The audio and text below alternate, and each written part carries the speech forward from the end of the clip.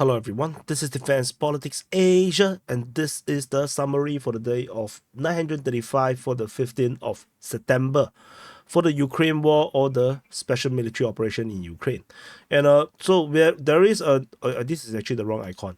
So there is actually updates for the frontline changes report is already out. So you can actually check it out on the main channel. So we'll continue. There's still one more frontline change after the SITREP as per now. There is a geolocation at Kamsky. And this shows the Russian forces actually launched a small-scale attack. Some infantry squads was raiding Ukrainian positions over in the Kamsky region. So this just small little attempt. I think probably the Russians are just trying to retake this area here that they previously lost to the Ukrainians, because this was actually supposedly part of the Russian controlled area. Because this bridge here, this bridge is where they used to exchange prisoner of war. So somehow the Ukrainians, I think around a year ago, during the Ukrainian counteroffensive, actually attacked and taken this area here. So this is what happened over Kamsky. So that's all for the frontline changes since the frontline changes report. So we go into the strategy and tactical reporting. The Ukrainians have lost two Sukhoi 27 and one MiG-29 over the past day, according to the Russian Defense Ministry. The Sukhoi 27 was shot down by the Air Force, whereas the Air Defense shot down the MiG-29. So that's about it. Take it whatever. To whatever you believe it or not, it's up to you. It's not important. Generally, we go on. So we move into the Kursk front. So the Kursk front continued to be very intriguing. The Ukrainians continue to do counter-offensive actions against the Russians' counter-offensive. So we have counter-offensive against the counter-offensive. Over the Krushkovo region, the Ukrainians continue to attack within these two regions. Over in the Veseloe, right? Veseloe, yeah, correct. Veseloe region, as well as in the Novi Put region. Russian forces continue to hold the line over at Obukovka. Ukrainians also attack over in Medvedze region. Geolocation of Ukrainian forces shows that they have made some advance in this region here. So this is the first at least this part here, this is the first confirmation of Ukrainian presence over the Medvedze region. So there definitely is presenting some pressure on the Russian side. And so that's Russians also were geolocated nearby, confirming that the Russian lines is just not too far away. They are actually meeting the Ukrainians at the front line. In the rear positions, Russian forces continue to shell Obody, Katerinivka, Pelivka, Rishki, Yastrubini, as well as Biloprilia. So this continues to be the case. Ukrainian forces are not giving up without a fight. Over in the western flank, the Russian forces continue their counter-offensive, with fighting reported at Lyubimovka, Perovsky, Darino, Nikolaevo, Darino, Obukovka, and Ukrainian forces counter-attack over at Venezopnoe, as well as Lyubimovka. Russian forces shot Zuravka, and geolocation of Russian forces confirmed the Russian progress over in the Venezopnoe front line, but not yet to the point where the Russian lines is actually at. So there's also Russian shelling reported at Zelynia Shak as well as Novo Ivanovka. So the situation remains the same strategically, which means that the Ukrainians successfully actually held back the counter-offensive. So the Russian forces lost the element of surprise. The Ukrainian forces have returned and actually reinforced the lines. So currently there is no more progress. So no, well done by the Ukrainians. So over in the northern flank, there is interesting developments. So Ukrainian forces attack Agovka, Kremyanoe. There is geolocation south of Kremyanoe of Ukrainian forces getting hit by FPV drones. Ukrainians attack Malaya Loknia. Russians attack Ruskoye Prashnoye, as well as Novaya Sorochkina. So these two are more of shelling. These are all fire attacks. The interesting thing is that despite the front lines have been moving away, somehow we still have fighting reported at Malaya Loknia. And then the Ukrainians claim the lines is so far away. Somehow there is still fighting being reported at Kayanoe, which is very peculiar. So according to the Ukrainian mapping, is something very weird happened. In their mapping, despite that they claim that the front line have moved so far away, suddenly they corrected and shows that there is a Russian gray zone. There's a gray zone around here, around Kremyannoe, suggesting that the actually Russian forces are actually encircled over there. But I think that this is unlikely to be the case. There's the most likely case is that the front line actually did not change. This is actually all cope. I don't think the Ukrainians are actually there. So the Ukrainians are actually still stuck at Kremyannoe and they actually did not push north. This is most likely the case.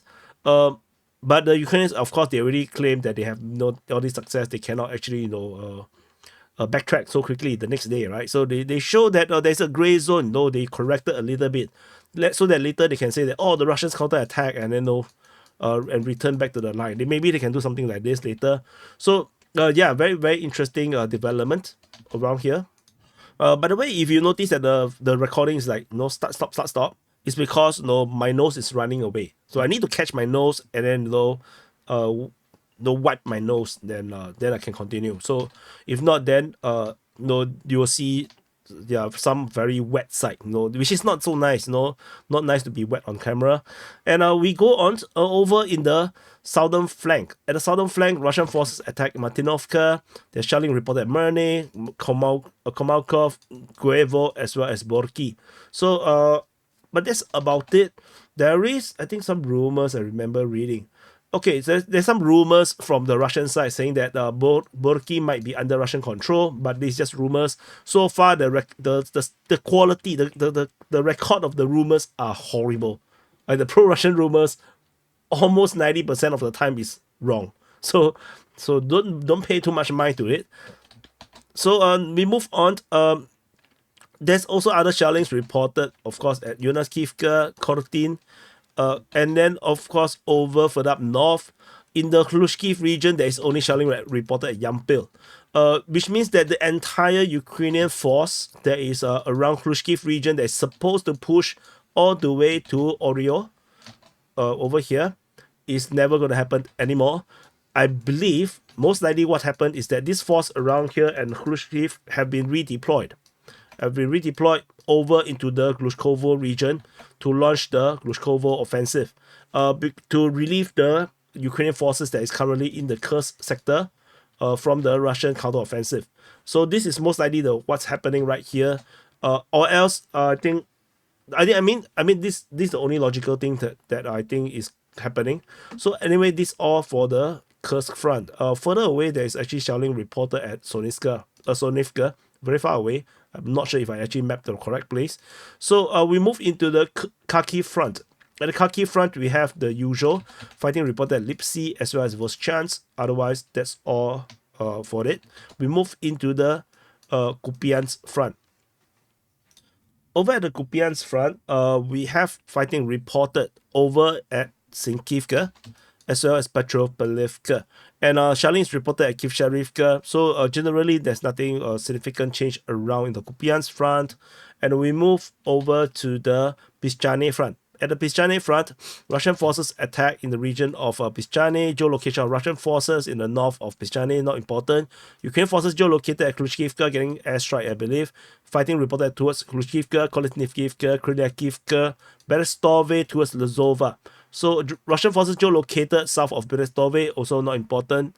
All these are just geolocations that for us, we just want to know where the troops are. And so they are within the front line that we have drawn, so that's good. So how they die is not important, because if they die, they already dead.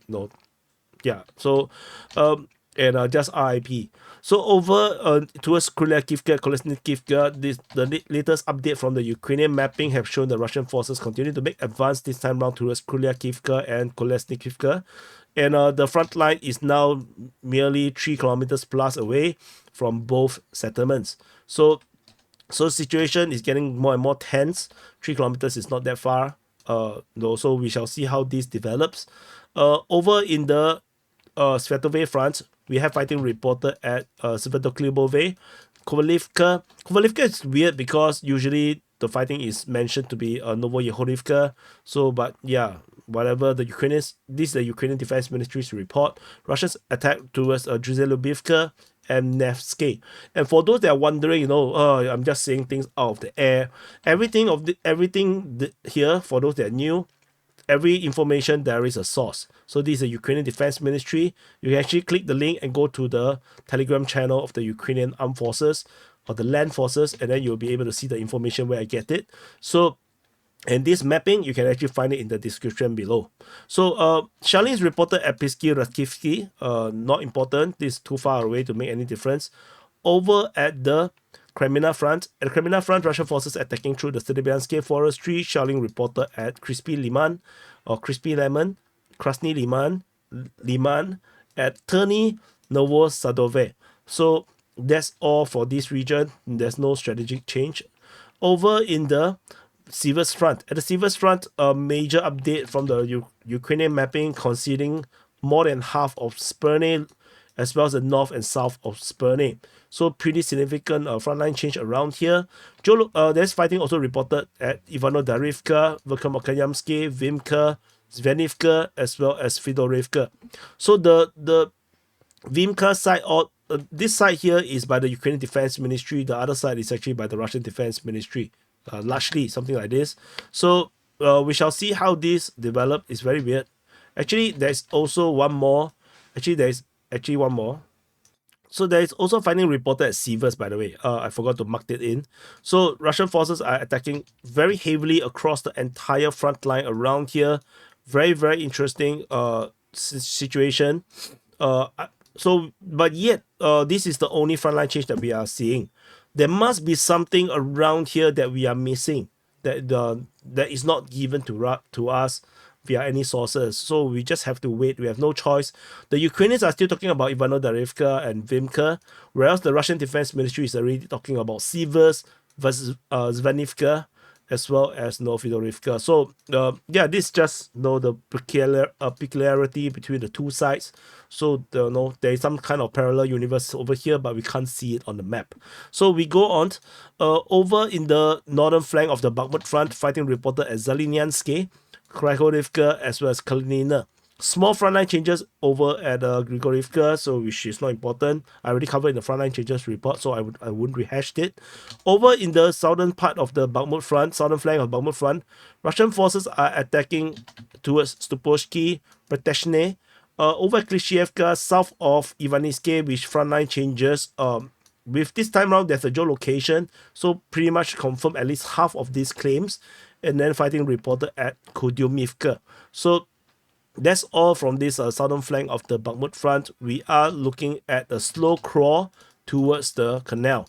So this canal is slowly getting, the Russians are slowly getting there, but it's still some distance away. I think it will take at least another month at the fastest.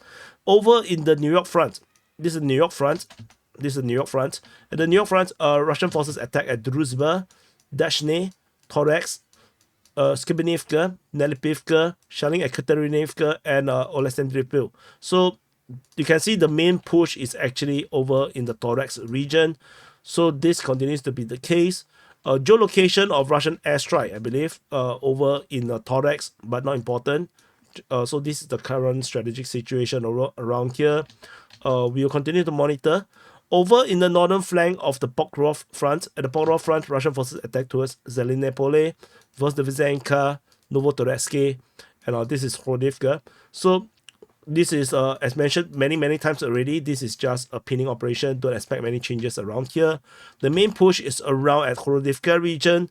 So Russian mapping considered more grounds as the Ukrainians counterattack at Suravka. Russians still are pushing in Horodivka as well as the Novo-Horodivka region. Ukrainians currently are setting a new line of defense over in the Lysivka region. So they are doubling down on the defenses around here. They know how important Lysivka is.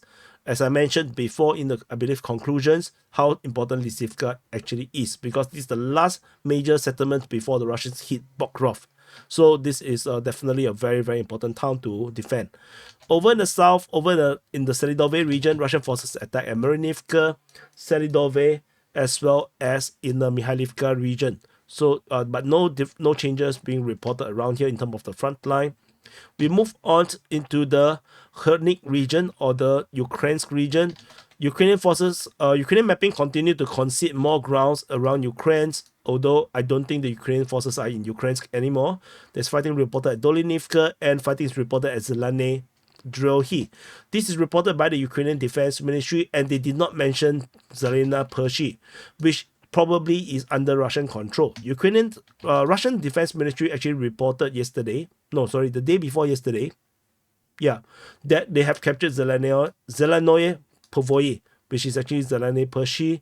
So the fighting now moving to the Zelene Drohi region makes perfect sense, which means the Russian line is probably like this, or maybe a bit like this. And the Russians are actually pushing towards Zelene Drohi as they are still trying to push down from Dolinivka. So that is a possibility. So Russian forces taken this area here on the southern part or the eastern part of the river, and then they're now pushing down while they are still trying to push out from Dolinivka. So that's all from this region.